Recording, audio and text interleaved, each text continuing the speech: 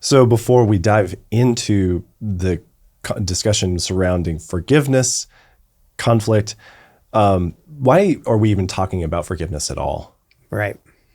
Well, we've all been in situations where we haven't forgiven someone. There's someone that has done something to us. We've been offended in some way. And we know what that feels like. We are carrying a weight. It distracts our attention from other things, or we might be worrying about it. Whatever that is, we know that it has a negative effect on us emotionally. And those things are all linked to lots of medical issues. You don't need a medical degree. You don't have to be a doctor to know that you will feel better once those things are resolved. So that's the main reason. Okay. So you have just a better sense of well-being. It resolves your relationships. You can work better.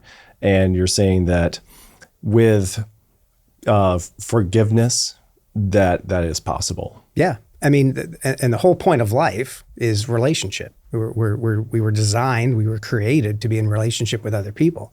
So strong, healthy relationships make life better. But since we're dealing with people, we know there's going to be conflict. Always are going to have conflict when you're dealing with people. So I've also heard people mention that they try to manage conflict rather than resolve it. Right. Which is what you're saying. What's the difference? Yeah, I definitely use the word resolve instead of manage, because with managing conflict, you're dealing then with working around other people. Think of keeping the peace, not necessarily making the peace. Resolving conflict is making the peace. You end up with a lot more passive-aggressive nature when you're managing conflict, right? You're avoiding people, just sort of working around them. But when you deal with resolving conflict, you're getting to the root of the issue. You are resolving the issue. You're totally reconciling with that person. And it really is making peace with others. Okay, so then what sort of conflicts are we talking about? Are we talking about big stuff, little stuff in the workplace and beyond? Yes, all of those things. You've got, little things can add up over time, between two people. And we all know eventually those little things can become a big thing. It's a lot easier to deal with them when they're small. We all have relationships with our coworkers, with our bosses, but this also applies to personal life, to your spouse, to your kids.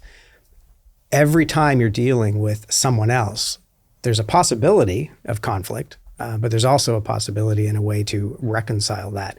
And then it can go into, much more serious things. Betrayal, stealing, deception, sexual harassment, all of those things from the little irritation that someone may have, say it's your coworker tapping his pen constantly, all the way up to the really big things.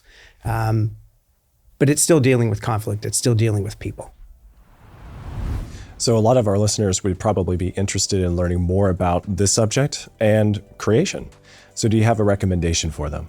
Yeah, I do. It's a book called From Creation to Salvation, and we're actually going to make it available for free, the ebook available for free for folks watching. They can find the details in the show notes. But it covers our relationship with God, restored relationship, as well as the full account of creation from Genesis. Excellent.